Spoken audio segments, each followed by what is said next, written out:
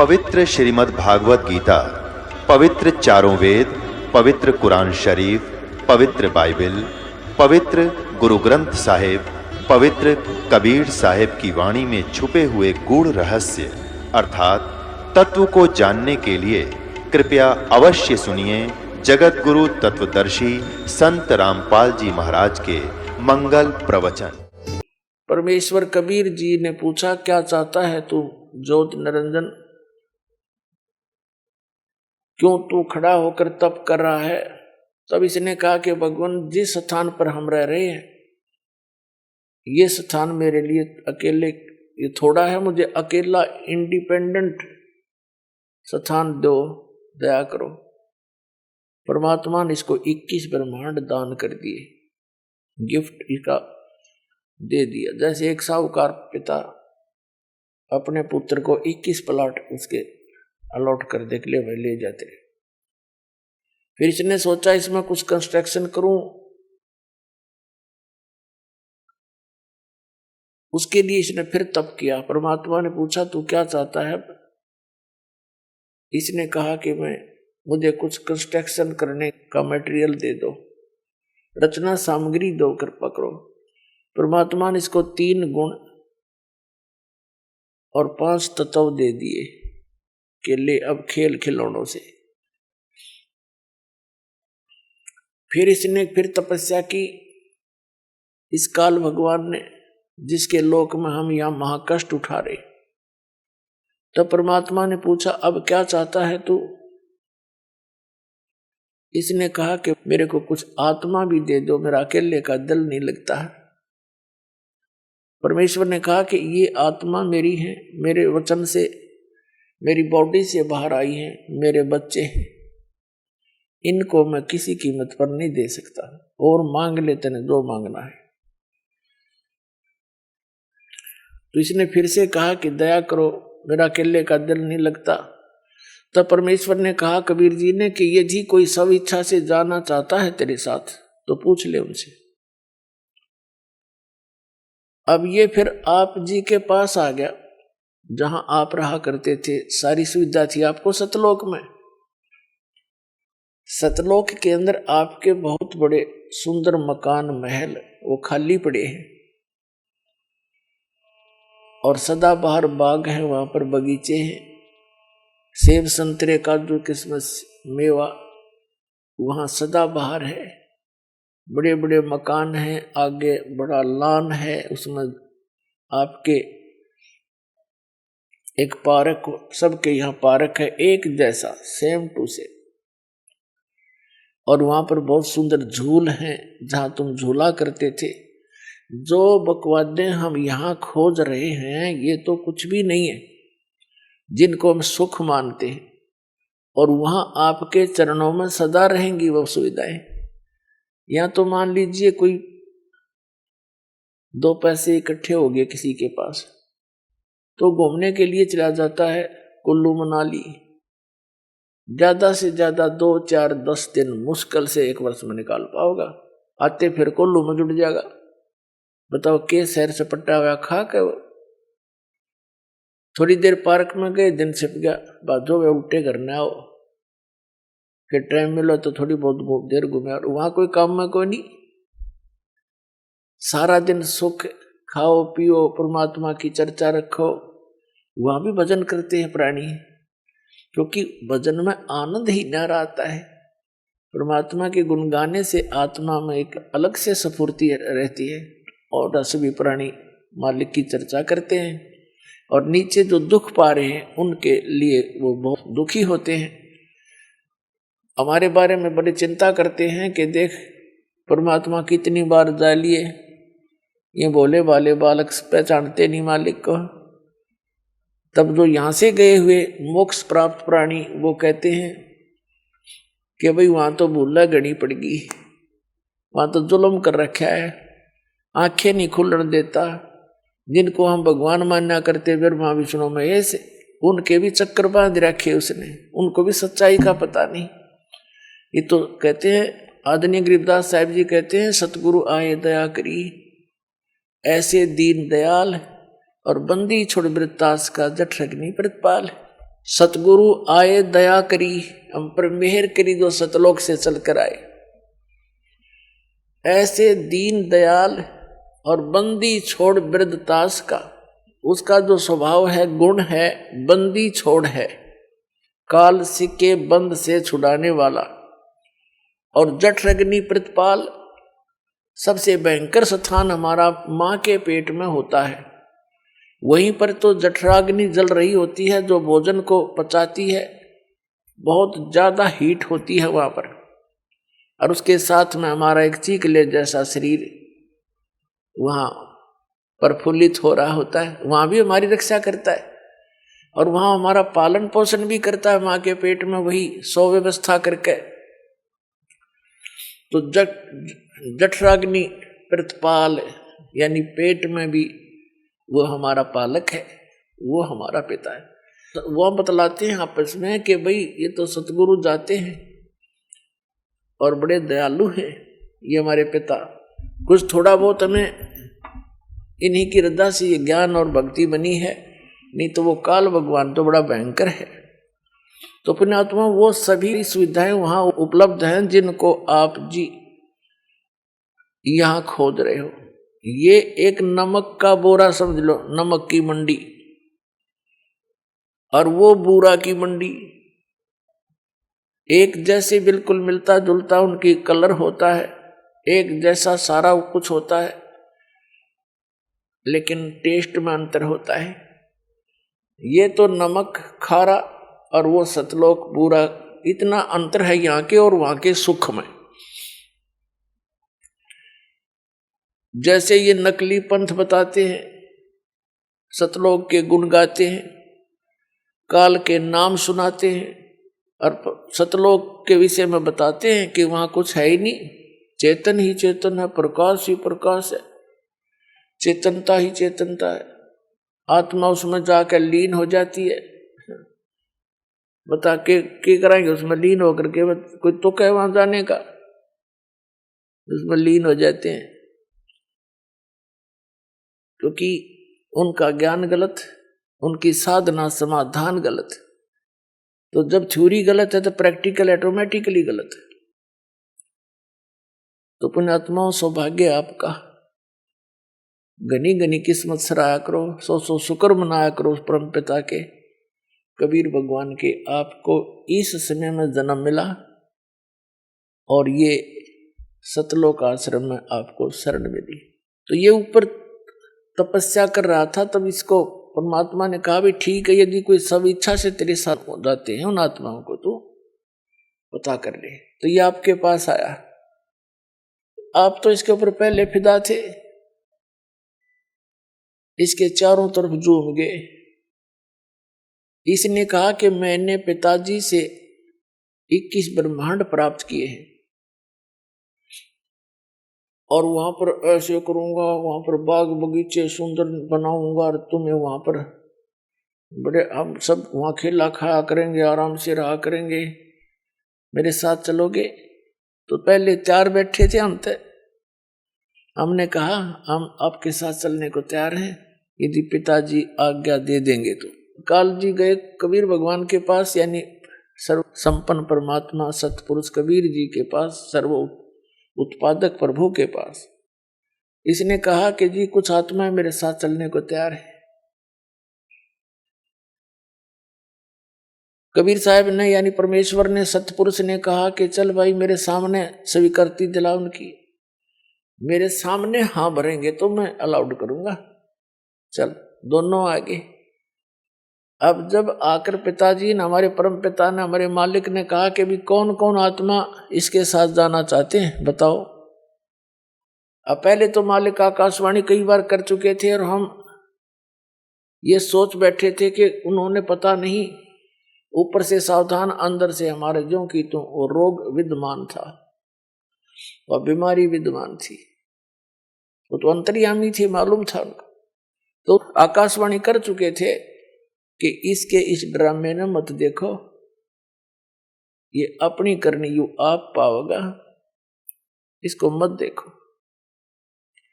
तो हम सावधान हो गए थे, यूं दिखाने के लिए कि हम आपकी आज्ञा का पालन कर रहे हैं। अब वहां उन्होंने पूछा भी, बोलो कौन जाना चाहता है। सब सन्नाटा छा गया और चुप करके बैठ गए सारे के सारे। वहां इकट्ठे कर लिए थे दाता। परमेश्वर कबीर जी ने कहा, सतपुरुष ने, क्यों भी ज्योति निरंजन, तू कह रहा था कुछ जाना चाहते हैं तेरे साथ, ये तो कोई बोलते नहीं, झूठ बोल रहा था तू। तब सबसे पहले एक खड़ा हुआ, एक आत्मा खड़ा हुआ और उसने कहा कि मैं जाना चाहता हूं इसके साथ। उसके बाद तो फिर हमने सोचा, ले यूं इसकी भी शर्म सी टूट गई, तो सारे नाथ खड़े कर दिए, हम भी जाना चाहते, हम भी जाना चाहते, दोनों कर दिए, एक भी छोड़। हमने सोचा कहीं यूं अकेला सारा आनंद लूट ले, वहां इसके साथ जाकर हम पाछे रह जाएं, हम भी साथ हो लिए। देखा देखी अंदर तो कसक थी हमारे, वो बकवाद भरिए थी, वह तो पुरानी ही थी। परमात्मा ने कहा, भाई ठीक है, ज्योति ने अंदर तू जा अपने यही 21 ब्रह्मांड सतलोक के एक बाहरवाई कोने में थे, एकांत स्थान पर बहुत दूर थे सतलोक में।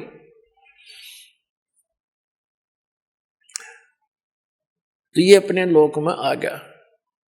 21 ब्रह्मांड का एक लोक कहलाता है। और परमात्मा ने कहा कि मैं अपने आप भेजूंगा इनको अपने हिसाब से। हमारे को पुनः परमात्मा ने बीज रूप बना दिया सबको। और जिस आत्मा ने सबसे पहले स्वीकृति दी थी इस काल को सहयोग देने की, इसके साथ आने की, उसका परमात्मा ने कन्या बना दी, लड़की।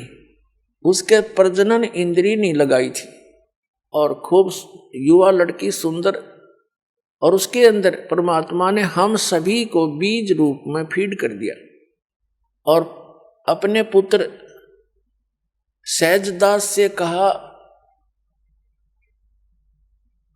कि जा सहजदास अपनी बहन को और ज्योति निरंजन के पास छोड़िया। सहजदास तो परमात्मा का पुत्र है। सबसे पहले 16 पुत्र उत्पन्न किए थे परमेश्वर ने अपने वचन से। तो वहां की सारी व्यवस्था की जिम्मेवारी परमात्मा ने उन्हीं को सौंपी थी। उस सहजदास से कहा कि जा इस अपनी बहन को छोड़ के आ वहां पर ज्योति निरंजन के पास, ये वहां स्वेच्छा से जा रही है, और उसको बता देना कि जो आत्मा तेरे साथ जाना चाहती थी, जिन्होंने स्वीकृति दी थी, उनको इसके अंदर फीड कर दिया है। और जितने भी जीव तू कहेगा, नर और मादा, ये अपने वचन से उत्पन्न कर देगी। ऐसी शक्ति मैंने इस बेटी को दे दी है। सहजदास ने आके ज्यों की तो कथा इस ज्योति निरंजन को सुना दी।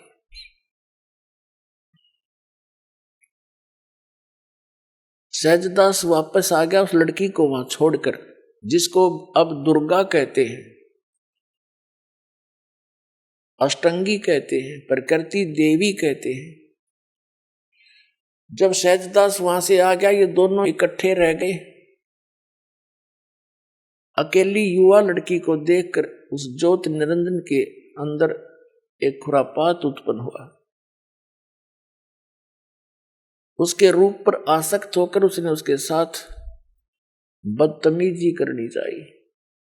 लड़की भी उसके आव भाव से परिचित होकर कहने लगी कि ज्योति निरंजन देख, पहले तो तू मेरा बड़ा भाई, मैं तेरी छोटी बहन। तेरी उत्पत्ति पहले हुई अंडे से और बाद में पिताजी ने हमें उत्पन्न किया था। तुम हमारा बड़ा भाई है और बहन भाई का ये पाप, ये कर्म महाघोर पाप का कारण होता है, तो ये जुल्म ना करे। उसने एक नहीं सोची, देखा आगा पीछा कुछ नहीं देखा, इतना प्रभावित होगा वासनावश कि लड़की के साथ बदतमीजी करने की हद से बाहर पहुंच गया। आलिंगन बंद करना चाहा, ऐसे अभद्र तरीके से मुंह खोल के। उसको पता था कि यहाँ कोई आने वाला नहीं है। तो लड़की भी उसी बाप की बेटी थी, उसमें भी शक्ति थी। छोटा रूप बनाया, इसके मुख के माध्यम से पेट में पहुंच गई। अब वहां से पुकार करी कि पिताजी मेरी रक्षा करो, मेरी रक्षा करो। मेरे को काल ने अपने अंदर ग्रास लिया, मुझे कहीं स्थान नहीं मिला, इसलिए मैंने अपनी इज्जत की रक्षा के लिए इसके पेट में शरण ली है। तब परमात्मा ने अपने पुत्र जोगजीत का रूप स्वयं बनाकर और उसके पास प्रकट हो गए और कहा, ज्योत निरंजन सुन ले वचन परम पिता का, तूने इस सच्चे लोक में, सत्यलोक में यह गलती कर दी। ऐसी गलती करने वाला व्यक्ति इस अच्छे लोक में, वो गंदा व्यक्ति नहीं रह सकता। और यहां से तुम निकल जाओ दोनों के दोनों इस 21 ब्रह्मांड को लेकर। लड़की को, अष्टंगी को काल के पेट से बाहर निकाल दिया, नाखूनों से चीर कर। पुणात्माओं, एक वचन शक्ति बहुत प्रबल है, इसके आगे यहाँ की साइंस कुछ भी नहीं है। वचन से और नाखून का तो बहाना होता है, जैसे जंतर मंत्र करते हैं कुछ, चाहे वो सींक उठा ले कोई, उसी से करते हैं, तो काम वो मंत्र नहीं करना होता है। तो लड़की बाहर आ गई, जैसे कहा ना पेट चाक कर दिया। तब जोगजीत रूप में खड़े परमेश्वर कबीर जी सत्यपुरुष ने कहा कि तुम दोनों यहां से निकल जाओ और जैसा तुमने किया अब अपना फल पाओ। ज्योत निरंजन तेने जुल्म किया है कि इस सच्चे लोक में एक लड़की के ऊपर बदनीयत की है, और जिसके कारण अब तू यहां रहने योग्य नहीं है। और उसको भी कह दिया कि तूने भी इसके ऊपर आसक्ता व्यक्त की है, तू परमात्मा के दिल से उतर गए हो और जाओ इसके साथ धक्के खाओ। तो इस ज्योत निरंजन ने फिर बहुत विनय करी कि मुझे यही रहने दे, बाहर ना निकाले जोगजीत, मेरी अर्ज कर दे परमात्मा से। जोगजीत ने कहा कि फाइनल फैसला है जोगजीत रूप में परमात्मा का, और निकल जाए यहां से। 2 सेकंड लगा बस, इतने में इतना ही कहना था, ये 21 ब्रह्मांड विमान की तरह खिसक पड़े वहां से। पर जिसके एक वचन पर सारे ब्रह्मांड चल रहे हैं, कबीर परमात्मा के, सतपुरुष के, पूरे एक वचन से कि जाओ ऐसे ऐसे करो, ऐसे सब पदार्थों में गुण एक वचन से भर दिए, और वो अपनी क्रिया उस परमात्मा के वचन से कर रहे हैं। अब जैसे एक तोरी का बीज कैसा होता है, और उसको बीज देते हैं और उसमें क्या बन जाता है, फिर आगे क्या लगते हैं, क्या ये जादू नहीं? ये ब्रह्मांड ऐसे ही बना है परमात्मा ने, उसके वचन से ये सब पदार्थ कार्य कर रहे हैं, उनमें गुण भर दिए परमात्मा ने कि ऐसे से ऐसे तुम ऐसा होगा, ऐसा ही हो रहा है। हमारा माँ के पेट में शरीर बनता है, एक पानी की बूंद तो अंदर फैक्ट्री लगा रखी है, उस मालिक का आदेश ऐसे होगा। अरे देखो क्या बने हैं, कैसे सुंदर, कितने कितने मोड़, कहाँ कहाँ इसमें हाड न्यारी, चाम अलग से, रक्त अलग से, सब मलमूत्र की कोथली न्यारी न्यारी। कोई ये बना के देखा साइंस वाले किसी मटेरियल से, ऐसे उस परमात्मा का ही मटेरियल है, उससे ये अनुसंधान कर लेते हैं और भूल जाते हैं भगवान को। तो सब गुण उसी के दिए हुए हैं, उनका आदेश है ऐसे ऐसे होगा, इसके बाद ऐसे होगा, वो ही हो रहा है। अब परमात्मा ने सारा कुछ बनाकर सिर में दर्द नहीं रखा, विधान बना दिया, ऐसा करेगा उसको ऐसा होगा, ऐसा करेगा उसको ऐसा फल मिलेगा, इस बीज से ये होगा, इसमें ये गुण है, सभी पदार्थ बनाकर भेज दिए। और फिर विधान बना दिया कि ये मंत्र जाप करोगे तो इस तरह लाभ होगा, ये आपकी आपत्तियां टल जाएंगी। तो उस विधान से हम परिचित नहीं थे, जिस कारण से हम दुख पा रहे थे। अब वो विधान इस दास को बता दिया परमात्मा ने, और सरेआम कहने का आदेश दे दिया।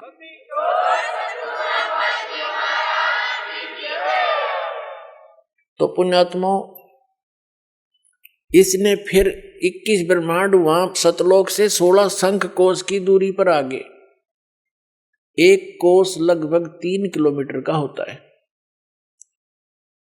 और नील पद्म शंख 16 शंख कोस की दूरी पर।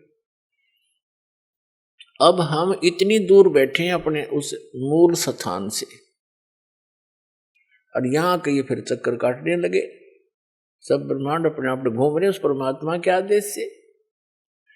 अब जो वैज्ञानिक जो रिसर्च कर रहे हैं ये अंश मात्र भी नहीं कर सकते उस परमात्मा की कंस्ट्रक्शन का, संरचना का। अब ये कहाँ सेट होगी इनकी जो बुद्धि कि हमारी पृथ्वी को बने इतने अरब उतने वर्ष हो गए, बस इससे पहले पृथ्वी नहीं थी। अकल देखो इनकी। उस परमात्मा ने सारी इतिहास बता रखा, कितनी बार यह पृथ्वी नाश हो ली, कितनी बार एक ब्रह्मांड के नाश हो लिया। और फिर ठीक है, जो रिसर्च वो कर रहे हैं वो भी सही है, लेकिन ये सारा कुछ पहले परमात्मा ने अपने वचन से बना दिया था। फिर विधान बता दिया कि जैसे इस पृथ्वी पर अब ये प्रसंग बदल जाएगा, पहले वही शुरू करते हैं। ये जब यहां आ गया, इसने ऊपर स्वर्ग की ब्रह्मलोक की रचना की और उस सतलोक की नकल यहां पर तकरीबन बनाने की चेष्टा की। दुर्गा के संयोग से बनवाता है क्योंकि दुर्गा जी के पास वो पावर मालिक ने दे रखी है वचन की। तो वहां ऊपर ब्रह्मलोक के अंदर एक स्वर्ग लोक, इंद्र का, महाइंद्र का लोक, सतलोक, अलखलोक, अगमलोक और नकली, सारे नकली डुप्लीकेट अकैलोक, ये सारे बनवा रखे। सुंदर सुंदर पहाड़ हैं, झरने बहते हैं, बाग खिले हुए हैं। तो फिर इस काल ने दुर्गा के साथ वहां फिर कहा कि इसने फिर वही क्रिया की। दुर्गा जी ने फिर कहा कि आप मेरे बड़े भाई, मैं आपकी छोटी बहन, तो जुल्म ना करे अन्यायी। और दूसरा देख, पहले तू, अब मैं तेरे पेट से बाहर आई हूं, तेरी बेटी होगी, कोई तो नाता रख ले, तो जितने जीव कहेगा मैं उत्पन्न कर दूंगी। लेकिन इसने एक नहीं सुनी, अपने नख रेखा से भग कर ली ना। इसने अपने नाखूनों से स्त्री इंद्री लगाई उस दुर्गा के। पुण्यात्मा, आप अध्यात्म मार्ग से बिल्कुल जो है अपरिचित है, भूले पड़े हैं। वचन की शक्ति बहुत जबरदस्त होती है और ये छोटी मोटी साधना भक्ति करके ये सिद्ध पुरुष भी अपनी शक्ति भगवान से प्राप्त कर लेते हैं। और वो यहाँ पर ऐसे ऐसे चमत्कार कर देते हैं जैसे एक सिद्धि सब सागर पीवे, एक सिद्धि जो बहुत जो जीवे। एक अगस्त ऋषि ने सिद्धि प्राप्त कर ली थी, 10-20 वर्ष डले ढोकर 7 समुद्रों को एक चुल्लू में उठाकर और पी गया था। आज के वैज्ञानिक इस बात न मान लेंगे, साधन भी ना मानी, इनका तो दिमाग चल रहा है। जो भगवान से विरुद्ध बोलता है, भगवान को भूलकर बोलता है, उसकी बुद्धि चल चुकी है, ये समझ लेना। उसका दिमाग चला हुआ है, वो व्यक्ति श्रेष्ठ नहीं है। और फिर प्रार्थना की, उसने कुरला मार दिया, एज इट इज भर गए। ये 100 की 100 सत्य है, हमारे ना जच्चे तो भी सत्य है, क्योंकि हम बालक हैं, हमारी बुद्धि कति कंडम होली, अज्ञान सुनते सुनते हम तो हीट एंड ट्रायल मेथड पर सेट हो गए।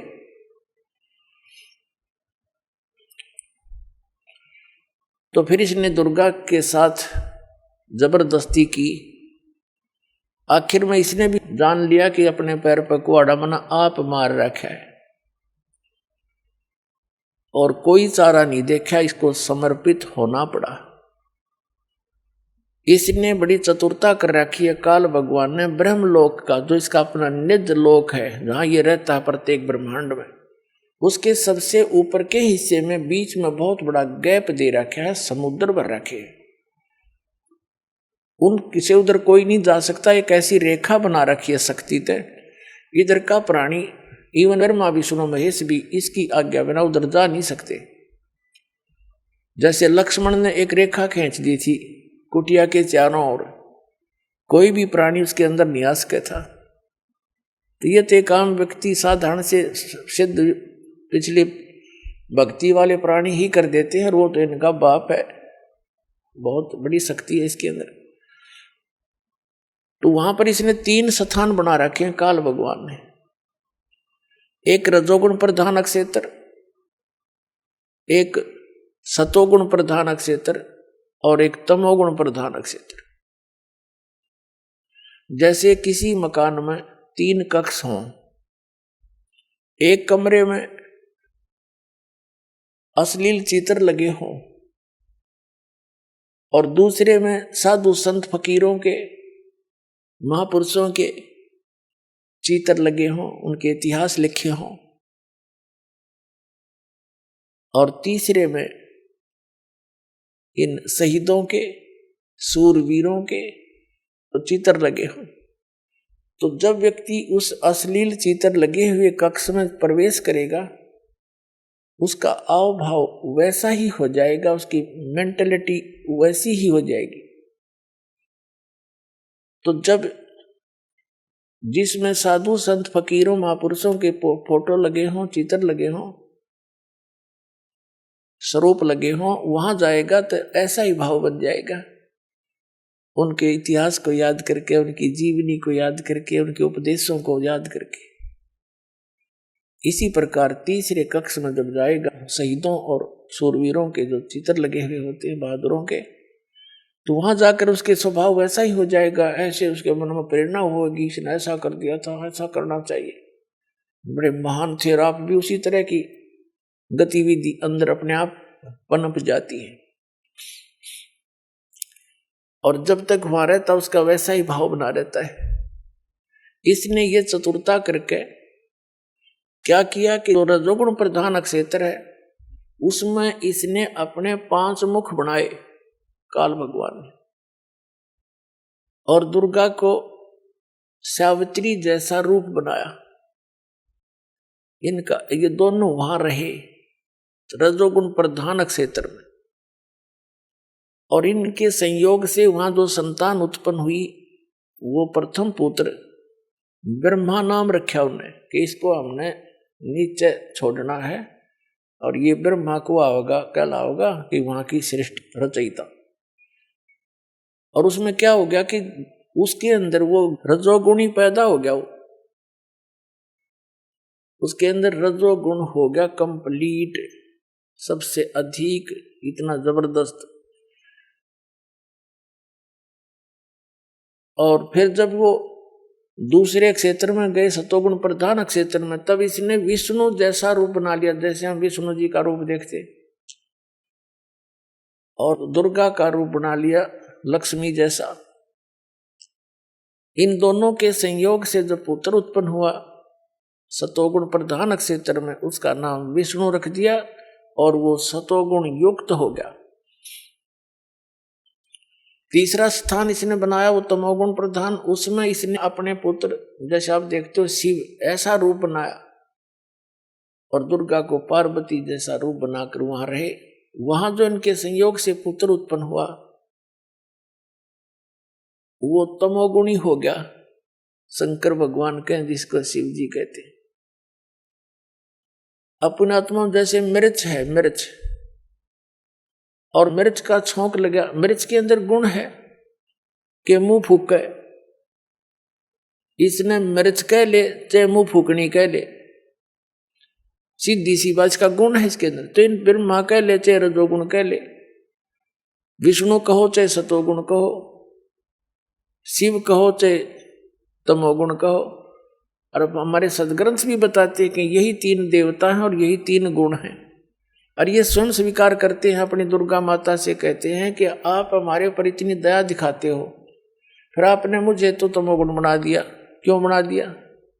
इनको मालूम है हमारे अंदर से क्या क्या प्रेरणा हो रही है और क्या क्या प्रभाव कर रही है।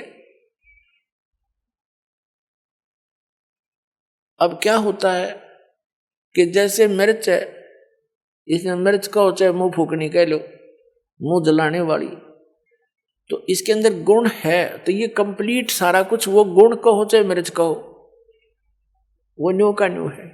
उसका छोंक लगता है रसोई में, और छींक आती है तीसरे कमरे में बैठे आदमियों ने, मूल वस्तु रसोई में, उसके गुण ने प्रभाव डाल दिया तीसरे कक्ष में, जो कि वहां 50 फुट की दूरी पर था। अब इसका कारण क्या है कि उसके गुण ने वहां जाकर दबाव दिया और उन्हें छींक आई। उसके बस की बात नहीं छींक रोक ले कोई। तो ऐसे ही ये भगवान तीनों को फिर क्या किया, इनको अचेत कर दिया बाल अवस्था में। जुन सा भी पैदा होता गया और जब 2-1 वर्ष का जानन जोगा हो उसको अचेत कर देते, कोमा में डाल देते और उसको परवरिश जारी रखते। जैसे देखा है कि व्यक्ति कह रहा था कि हमारे रिश्तेदार का एक लड़का इकलौता पुत्र कोमा में जा रहा है और 10 वर्ष से कोमा के अंदर है और नली से उसमें दूध डाल देते हैं, दलिया डाल देते हैं और टट्टी पेशाब खूब ठीक करता रहता, उठा उठा कर डाल देते हैं, नवाते हैं। तो ऐसे ये इनकी परवरिश करी, इनको अचेत रखा ताकि कहीं इनको पता ना चल जाए मेरे जाल का। काल कहता है। तो जब ये युवा हुए, विष्णु जी को लटा दिया, क्योंकि इसने रचना पहले कर ली थी। विष्णु जी को लेटा दिया एक शेष नाग की सैया पे और उसके नाभि से कमल ऊपर भेज दिया। अब ये पता नहीं क्या कर दे, जादू जंत्र टाइप की ये सिद्धि होती है। उसके ऊपर विष्णु तो बेहोश पड़े हैं, अचेत है, उसकी नाभि से कमल निकल गया। वो जाकर ऊपर दूर स्थान पे उस पर ब्रह्मा जी को सचेत कर दिया। कैलाश पर्वत पर शंकर जी रखे हुए थे कोमा में, वहां उसको सचेत कर दिया। ये तीनों फिर सचेत कर दिए तो ये न देखा, इधर उधर देखा, कुछ भी नहीं दिखा। ब्रह्मा जी खुद कहते हैं मुझे नहीं मालूम है कहां से उत्पन्न हो गया, मेरा जनक कौन है। मैं कमल के फूल पर पाया अपने आप को। उस कमल से नीचे उतरा तो विष्णु बेहोश पड़ा, अचेत था। मधु और कैटब नाम के 2 राक्षस ब्रह्मा जी के पीछे पड़ रहे थे। फिर विष्णु जी के अंदर से एक युवती निकली, क्योंकि ये दुर्गा इनमें भूतनी की तरह प्रवेश थी। अन्य रूप बना के, जैसे किसी में प्रेत प्रवेश कर जाता है, बेहोश हो जाता है, और आकाश में विराज के अपना रूप धारण कर लिया। तब तीनों इकट्ठे कर दिए और तीनों को अलग अलग स्थानों पर इनकी 3 राजधानियां बना दी। एक शिव का लोक, ब्रह्मा का लोक, विष्णु जी का लोक। ये वहां रहते हैं अलग अलग। फिर इन तीनों का विवाह कर दिया। अपने वचन से 3 पुत्रियां बनाई, अपने ही वचन से 3 लड़कियां बनाई इसने। सावित्री, लक्ष्मी और पार्वती नाम रख दिया। सावित्री का विवाह कर दिया ब्रह्मा जी से, लक्ष्मी का विवाह कर दिया विष्णु जी से और उमा का विवाह कर दिया शिव जी से।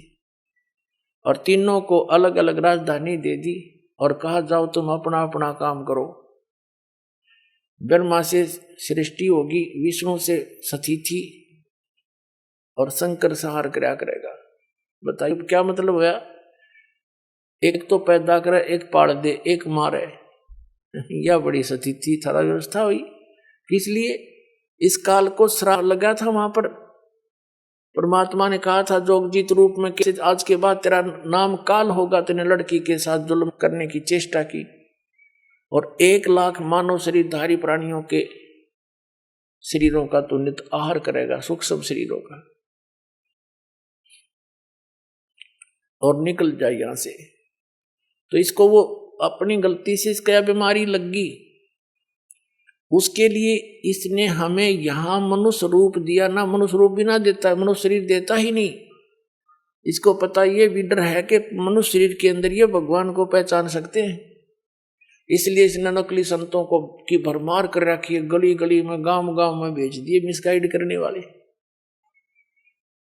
अब भक्ति करें तो गलत करें, आस्था भगवान से खत्म हो जाए इनकी। ये चाहे नहीं को बताने भी आवे तो भी भगवान की बात सुने नहीं। कलयुग में विशेषकर इसको भय ज्यादा रहता है। क्योंकि इसने वायदा किया था परमात्मा से कि कलयुग में आप कितने ही प्राणी ले जाना, सतयुग त्रेता द्वापर में कम जीवों को पार करना।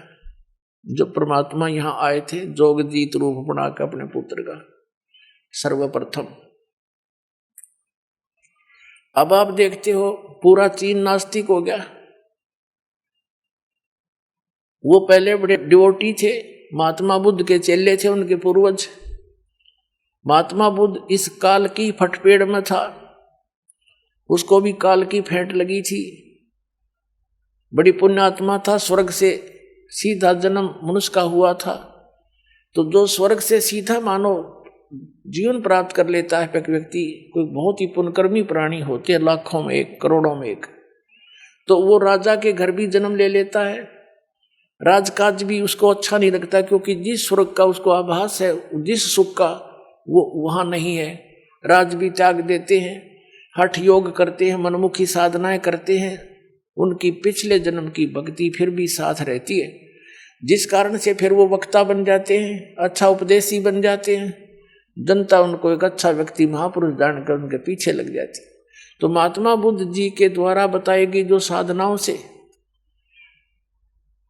पहले जो महात्मा बुद्ध से नाम लिया, उपदेशी बने, शिष्य बने, वो पुण्यात्मा थे। वो व्यक्ति सारे उस समय अपने सभी पृथ्वी पर तकरीबन, और उनके कार्य अपने आप सरा करते थे। उनके प्रारब्ध के ही कर्म प्रफुल्लित होया करते थे, कोई विशेष कष्ट नहीं था उनको, अच्छी आत्माएं थी। तो वो ये सोचा करते थे महात्मा बुद्ध के द्वारा दिए गई साधना से हमें लाभ हो रहा है, आगे चल के कर्महीन प्राणी होते चले गए कलयुग में, पिछले पुण्य साथ रहे नहीं, जिस कारण से उन्हीं साधनाओं को करते करते उस पूरे चीन में किसी को लाभ नहीं हुआ, सब ने लाभ होना बंद हो गया। तो सब नास्तिक हो गए कि कोई भगवान नहीं कहीं पर, छोड़ो इसको, फंड है ये। और काल ये चाव है कि नास्तिक हो जा, अब वहां कोई जिक्र करो भगवान का, चर्चा भी ना चालन दे, ऐसे बना दिए वहां पर अपने आत्मा। परमात्मा चाहता है, जैसे ये राधा स्वामी पंथ, अरे सच्चा सौदा सिरसा और जगमालवाड़ी वाला पंथ, डेरा, और ये जितने भी इससे संबंधित ब्रांच हैं, जनोद वाला, जय गुरुदेव, मथुरा वाला, या और ठाकुर जी जितने ये सारे, अरे निरंकारी, अरे आसाराम, अरे सुधांशु जी जैसे, अरे ब्रह्म ऋषि को आवे, कुमार स्वामी, इनका का पता नहीं। ये पुण्यात्मा अच्छी अच्छी आत्मा इनके पास जाती है, उनका इत्तेफाक से अपना संस्कार कोई अच्छा आ जाता है, नियमत ये बन जाते हैं। जितने सुख ये बताते हैं ना इनके चेले, इतने तो हम पहले भी प्राप्त किया करते, साला सर जाया करते, हनुमान के पुजारी थे, और कुछ भी मंत्र नहीं करते थे, इन्हें को जो मिल गया वो मंत्र कर लिया। ये था हमारा पूर्व जन्म का संस्कार फल रहा था। हम सोचा करते हनुमान जी कृपा करें, हनुमान जी क्या की कृपा करें, वह भगत थे। तो पुण्यात्माओं, इनको काल ने इस काम ला रखा कि इन तक फिर कुछ समय के बाद कुछ भी लाभ नहीं होना इन साधनाओं से। और कुछ वर्तमान के जैसे महापुरुष हैं, संत हैं, इनकी अपनी पुण्य कमाई पिछले जन्म की घनी हुई इनके साथ, और इनके वचन आशीर्वाद से छोटी मोटी राहत इनको मिल जाएगी, और उनके टैर की हवा कम हो जाएगी, दूसरा डल जाएगी थोड़ी थोड़ी, ना वह काम करने जोगे ना वो रहेगा कितने जोगा। तो ये कुछ दिनों के बाद पूरा भारतवर्ष भी नास्तिक हो जाना था, यदि आज यह कृपा दाता की आपके ऊपर ना होती। तो आज का जो उद्देश्य सत्संग का, तो पुण्यात्माओं, आप अपनी गलती से इस काल के साथ आगे हम सभी, और फिर इन ब्रह्मा विष्णु महेश से फिर ये सारी सृष्टि, कुछ दुर्गा ने अपने वचन से की, कुछ इनकी गृहस्थी कर्म से, फिर आगे सारा ऐसे ये सारा जुगाड़ जुड़ गया। अब इसने बुला दिया भगवान को, ये स्वयं भी गुप्त रहता है, इसने कसम खा रखी है, प्रतिज्ञा कर रखी है दुर्गा से कि मैं कभी किसी के समक्ष नहीं आऊंगा, और मेरा भेद मत बता दिया, ना तेरी खैर नहीं है। या इससे बहुत डरती है, क्योंकि इसका कोई और संरक्षक रहा नहीं, अपने पिता ने छोड़ के हम सारे आगे, तो हमारा कोई वाली वारस नहीं है, ये हमारे साथ कुछ भी करे, कितना ही कष्ट दे, ये खुद बन बैठा है यहाँ का संचालक। अब क्या क्या हो रहा है आपके साथ आपको पता नहीं, आपने ये एक परंपरा मान ली, विधान मान लिया कि ऐसा सभी के साथ हो रहा है तो होएगा। वो तो बात ठीक है, होगा तो होएगा, ना मानोगे तो भी होएगा। अभी तक तो ज्ञान नहीं था कि इसका कोई समाधान भी है, अब पक्का ज्ञान हो गया हमें कि इसका 100% समाधान है, बहुत आसान है। वो कैसे है? इस दास के पास आओ, चाहे पूरा विश्व आ जाए, और ये सत्य ज्ञान प्राप्त करो। आपके बच्चों को भी इस मार्ग से जोड़ो। यदि आप पिता हो, माता पिता अपने बच्चों के लिए अपना सारा जीवन न्यौछावर कर देते हैं उनको सुखी देखने के लिए। जिस माता पिता को ये ज्ञान हो जा तो फिर वो अपने बच्चों को इस तो बाहर नहीं रहने देगा। जैसे सर्दी गिर रही हो और माता पिता को पता चले, आंखें खुले रात्रि में और बच्चे ने रजाई एक तरफ कर रखी हो, पैर पूर मार के, तो उठ के जब उड़ाओगे उनको रजाई के और चारों तरफ से दाब देंगे कि सर्दी ना लग जाए बच्चे को, बेटी को, बेटे को। तो पुण्यात्मा, जिस माता पिता ने दीक्षा ले ली उसने तो रजाई ओढ़ ली, काल की सर्दी लग गए को ना, उस पर तो दुख का असर हो नहीं, और बच्चे बगैर रजाई के बैठे और उसी सर्दी में उसे घोर स्थान पर, भयंकर स्थान पर।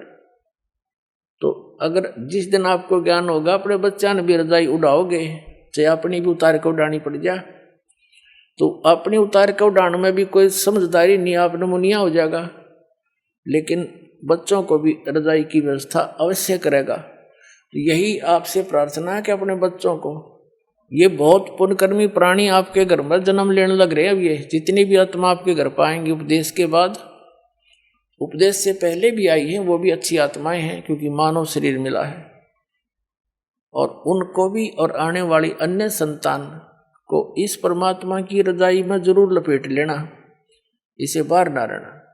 फिर आप जब यहां से जाओगे, आप यहां से जाओगे संसार छोड़कर, इस ज्ञान के आधार से आपकी आस्था इतनी हट जाएगी यहाँ की। अगर आपको कोई स्वर्ग का राजा भी बना होगा ना, आपने नफरत हो जाएगी हृदय से, नो नहीं कहने सुनते हैं, आपकी रुचि ना बने।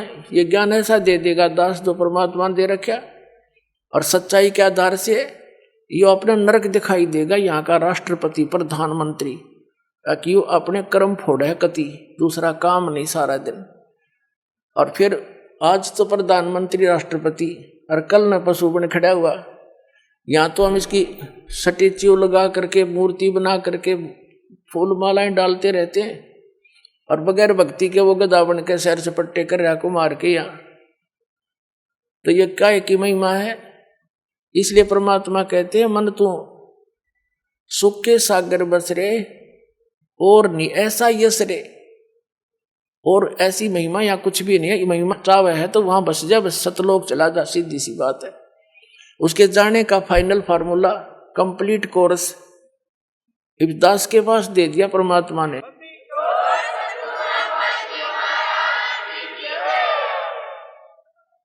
अभी तक तो जितने भी संत पंथ महंत परमात्मा के एक एक अंश को लिए बैठे थे, कोई तो ओम नाम बता देता है, कोई किलम किलम करवावे है, कलंग करसन कलंग ये मंत्र है, कोई हरम हरम करवावे है किसी से, और कोई सोहम के 2 हिस्से करके नाम जाप करने को कहता है, कोई गायत्री मंत्र पर आश्रित किया हुआ है, कोई विष्णु जी को भगवान बतावे, कोई श्री कृष्ण जी को, कोई राम को, और कोई ब्रह्मा को, कोई ब्रह्म को। तो पुण्यात्माओं, हमें ज्ञान ना होने से हम अपने अपने उस परमात्मा के अंश को कंप्लीट गॉड मान रहे थे। जैसे एक समय 5 अंधे जा रहे थे, उनको पता चला कि गांव में हाथी आया है। पहले गांव में हाथी आ जाता तो बहुत बड़ी बात होया करती, सारे देखने आ जाते, इकट्ठे हो जाते, टोल के झुंड आते थे। अंधों ने पता लगा कि भाई हाथी आया गांव में, हम भी देख के आएंगे। एक आंखों वाले से कहा भी हमने एक बार हाथी के पास छोड़ दिया, क्या करोगे तुम सूरदासो, क्या हाथी देखेंगे? वो कहने लगे हाथी कैसे देखोगे तुम, दिखता तो है नहीं। उन्होंने कहा हमारे हाथ आंखों का काम करते हैं, हम हाथ लगा लगा के देख लेंगे। उसने जाके हाथी के पास छोड़ दिया। चारों दूर दूर नारे नारे बिखर गए वो हाथी के चारों तरफ। एक तो नीचे के पैरों को देख रहा है, ऐसे हाथ फेरे और ऊपर हाथ हट जाए, नीचे ना जा, नीचे धरती हट जाए। उसने फाइनल कर लिया कि यो जो थाम सा है, थाम पिलर जैसा गोल गोल, यो है हाथी। दूसरे ने पेट के नीचे का हाथ फेर लिया, उसने सोचा यो है हाथी। और तीसरे ने सूंड के ऊपर का हाथ फेर लिया, उसने सोचा पाइप कैसा होता हाथी, उसने इतना ही फाइनल कर लिया। एक ने पूछड़ उसकी दूम के ऊपर हाथ ठा गया उसका, उसने उतने तो अपना एक्सपीरियंस कर लिया कि बस इतना हुआ हाथी पट्टे जैसा। तीसरे ने कान्ना का हाथ लग गया, उसने फाइनल कर लिया हाथी ऐसा होता है। वापस आ रहे थे, किसी ने पूछा सूरदासो कहाँ गए थे? हाथी देख का यहाँ भाई, हाथी तुमने कैसे देखा? देख लिया तन्ने के ठेका, पूछ ले नारा नारा बता देंगे। वो कहने लगा बताओ भाई हाथी कैसा है? जिसने उसके पैरों का अनुभव किया था उसने कहा हाथी होता भाई थांब कैसा, पिलर जैसा गोल गोल। दूसरा बोला भाई इसने नहीं बेरा सच्ची बात का, मैं बताता हूं, हाथी होता पाइप कैसा, उन्हें सूंड का अनुभव था। तीसरा कहता भाई इसने नहीं पता हाथी होता पटे कैसा, उसने पूछड़ का अनुभव कर रखा था। चौथा कहता भाई ये सारे झूठ बोल रहे, हाथी होता पाइप कैसा, उसने सूंड ठहरा था, वो सूंड के अनुभव किया बैठा था। अब चौथा कहता हाथी होता भाई छाछ कैसा। पांचवा कहने लगा ना हाथी होता बेटोड़े कैसा। जैसे हमारे यहाँ हरियाणा में पशुओं के गोबर के उपले पाथारे गोसे और उनका स्टॉक कर देते हैं बाहर, आगे सारा वर्ष उसको प्रयोग करने के लिए सूखा सुखू के, और एक ऊंचा सा ढेर लगा देते हैं। अच्छा, और उसको गोबर से ही प्लास्टर कर देते हैं, अच्छी तरह लीप देते हैं उसको गोबर से ही, ताकि वर्षा वर्षा अंदर ना जावे। तो ऐसे हाथ फेरा तो ऐसा ही उसका खरदरापना जैसा बटोड़े का होता है गोबर के प्लास्टर का, ऐसा हाथी का शरीर था नीचे के। वो ने बोला हाथी होता है बटोड़े कैसा। तो उस आंखों वाले ने बताया भाई ये सारा मिला का हाथी बनता है, तुम्हें आंख को नहीं तुम्हारा, इसलिए तुम अपनी अपनी बात पर दृढ़ हुए बैठे हो। तो पुण्यात्माओं आज तक जो भगवान का ज्ञान था वो आंशिक था, भक्ति भगवान की जो साधनाएं थी वो आंशिक थी। अब ये कंप्लीट हाथी दिखा दिया दास ने। अब पुण्यात्माओं आप देख रहे हो इस दास ने सत्संग के माध्यम से और आध्यात्मिक ज्ञान चर्चा के माध्यम से, जैसे ये टीवी चैनल वाले उन महापुरुषों का भी इंटरव्यू ले आए, जो जितना ज्ञान था उन्हें बोलना था वो बोल दिया। अब पहले जो शास्त्रार्थ होया करते थे वो तरीका व्यर्थ था, गलत था। उसमें क्या होता था कि सब संस्कृत के ज्ञाता होते थे, ब्राह्मण से ही शास्त्रार्थ करता था, श्रोता अशिक्षित होते थे, वो संस्कृत जानते नहीं। जिसने थोड़ी सी भी धारावाहिक संस्कृत बोल दी और श्रोताओं ने उसकी ताली पीट दी, विजयी हो गया, बस ये कोई बात थी। और फिर शास्त्रार्थ वो करेंगे क्या? दोनों अज्ञानी, एक से जो घना ज्ञानी था वो सिलेक्ट हो जाता। जैसे मैं ऋषि दानंद कैसा, मैं ऋषि को अगर कक्का पता नहीं इसने। अब क्या है कि अब परमात्मा ने सबसे पहले अपने को पहचानवाने के लिए आप जी को, इस परमात्मा ने सबसे पहले यह टेक्निक दी आइए अब हम उन श्रद्धालुओं के अनुभव जानते हैं जो जगत गुरु तत्वदर्शी संत रामपाल जी महाराज जी से दीक्षा प्राप्त कर चुके हैं तथा उनके द्वारा बताए गए भक्ति मार्ग पर चल रहे हैं। नमस्कार जी। नमस्कार सर। क्या नाम है जी आपका? लीलावती दासी। बहन जी आप कहाँ से हैं? भागलपुर जिला नौगछिया और बिहार से। संत रामपाल जी महाराज से नाम दीक्षा आपने कब ली? सर हम संत रामपाल जी महाराज से नाम दीक्षा 2015 11 अक्टूबर को लिए। बहन जी संत रामपाल जी महाराज से नाम दीक्षा लेने से पहले आप क्या भक्ति साधनाएं करती थीं? संत रामपाल जी महाराज के शरण में आने से पहले सभी देवी देवता का पूजा करते थे हम, और बहुत से कष्ट में हम पड़ गए। देवी देवता को पूछते पूछते हम बहुत से कष्ट में पड़ गए। तब हमें कोई मतलब कि गोपाल दास मिला, बोला क्या चाची, हम आंटी लगते थे, बोला कि चाची तुम 5 साल से बीमार हो तो ये संत रामपाल जी से दीक्षा ले लो। तो हम बोले कि संत रामपाल जी से यदि दीक्षा ले लेंगे तो हम पूरी तरह से ठीक हो जाएंगे। तो वह भगत जी बोले, गोपाल दास बोले कि हाँ चाची तुम ठीक हो जाओगे। तो हम 2015 11 अक्टूबर को नाम दीक्षा ले लिए संत रामपाल जी महाराज से। संत रामपाल जी महाराज से नाम दीक्षा लेने के बाद क्या आपको लाभ भी मिले? संत रामपाल जी के शरण में आने के बाद हमको तो ये लाभ हुए, जो हम 5 साल से बीमार थे, हमारा जो है दिमाग जो माथा काम नहीं करता था और कोई भी काम करते थे आदास मेरी चली जाती थी। 5 साल से दवाई खाते थे, जो भी पैसा हम कमाते थे डॉक्टर के पीछे लगाते थे, और दवाई जब मेरी ख़त्म होने लगती थी तो हम सोचने लगते थे अब तो मेरी 5 दिन की दवाई है, अब तो हम कैसे जिएंगे। हम तो फिर जितना बीमार पहले से थे फिर हम उतना बीमार हो जाते थे। फिर संत रामपाल जी महाराज के से दीक्षा लिए तब हम ठीक हुए। हमारा लड़का अनुज दास है, उसका जो है ना लीवर पूरी तरह से डैमेज हो चुकी थी, और भागलपुर में डॉक्टर से दिखाए और कई डॉक्टर से दिखाए, उन्होंने बोला कि ये यहाँ ठीक नहीं हो सकता है, इसको पटना ले जाओ। जब हम पटना ले गए सर तो वहाँ भी आईसीयू में हमारे लड़के को भर्ती किए। डॉक्टर आए तो कुछ नहीं बोले, बोलते डॉक्टर क्या हुआ है, बोलता कि इसकी रिपोर्ट तो पॉजिटिव आ रही है, नेगेटिव तो आ नहीं रही, हम क्या बता सकते हैं। तो हम परमात्मा गुरु जी बंदी छोड़ संत रामपाल जी से अरदास लगाए तो गुरु संत रामपाल जी महाराज ने बोले कि बेटा कोई चिंता करने की बात नहीं है। हमने सोचे क्या, अब परमात्मा गुरु जी संत रामपाल जी महाराज बोल दिए कि बेटा आप कोई चिंता करने की बात नहीं है।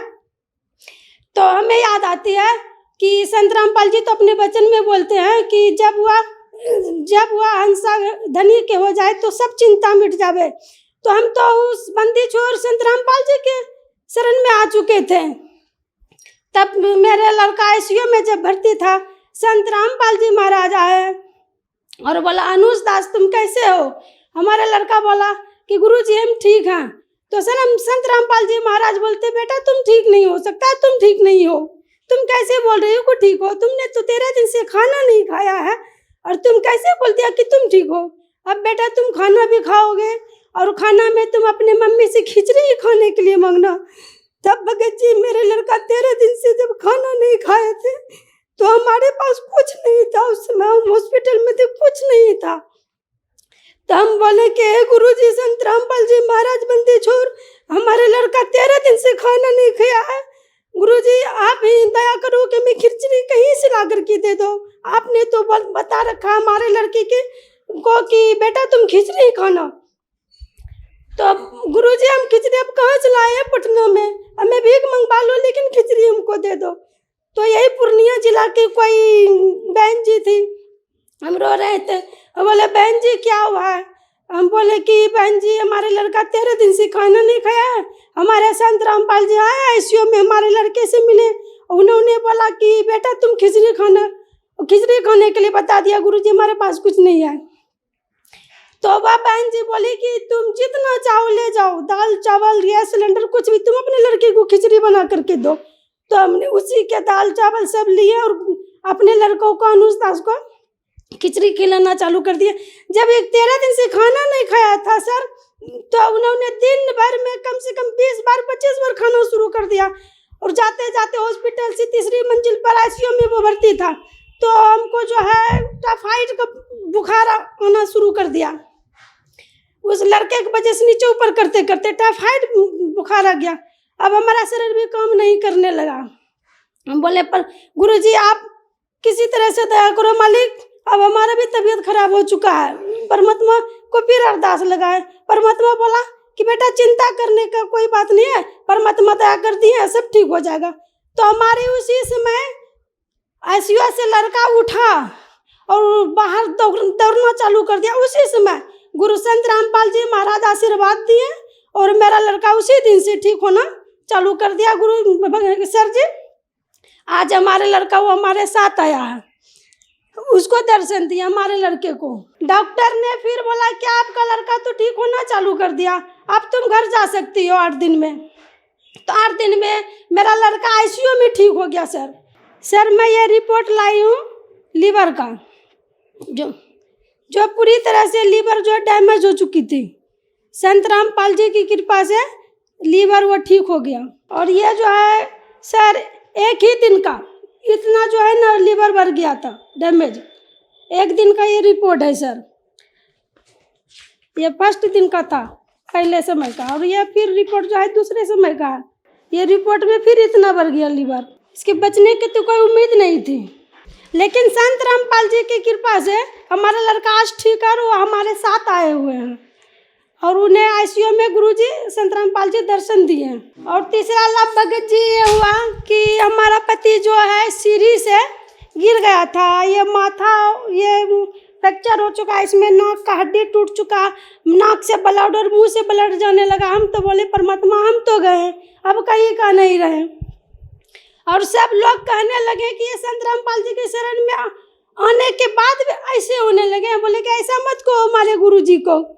तो फिर गुरुजी से हम प्रार्थना किया तो गुरुजी ने फिर यही बात बोलता है अरदास में कि बेटा चिंता करने की कोई बात नहीं है। तो हमारे भगत जी फिर ठीक हो गए। और फिर 21 मार्च 2020 में फिर नाक से ब्लड चलना चालू कर दिया। 1 किलो 1.5 किलो लगभग ब्लड चल गया नाक से हमारे भगत जी को। फिर बोले परमात्मा हम तो फिर गए, मालिक किसी तरह से दया कर दो मालिक, हमारे पति के ही घर चलता है, भरोसे घर चलता है मालिक, आप किसी सिरे से दया कर दो।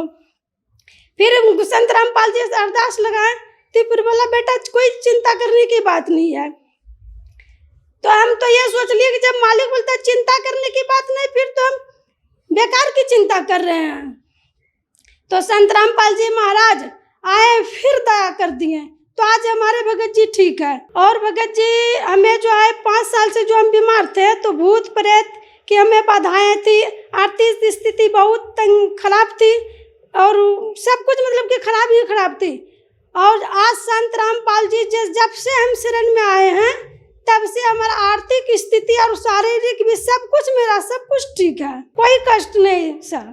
आपने बताया कि संत रामपाल जी महाराज की शरण में आने के बाद आपको बहुत सारे लाभ मिले। तो जो दर्शक आज आपको टीवी पर देख रहे हैं और वो भी किसी न किसी बीमारी से ग्रस्त हैं और संत रामपाल जी महाराज से नाम दीक्षा लेना चाहते हैं तो कैसे ले सकते हैं? संत रामपाल जी के सत्संग आते हैं, उनके नीचे एक पीली पट्टी आती है, उस पर नंबर दिया गया रहता है, उससे कनेक्ट करके आप नाम दीक्षा प्राप्त कर सकते हैं निःशुल्क, कोई पैसा नहीं लगता है सर, वहाँ सब कुछ फ्री मिलता है। धन्यवाद जी। सत साहेब जी।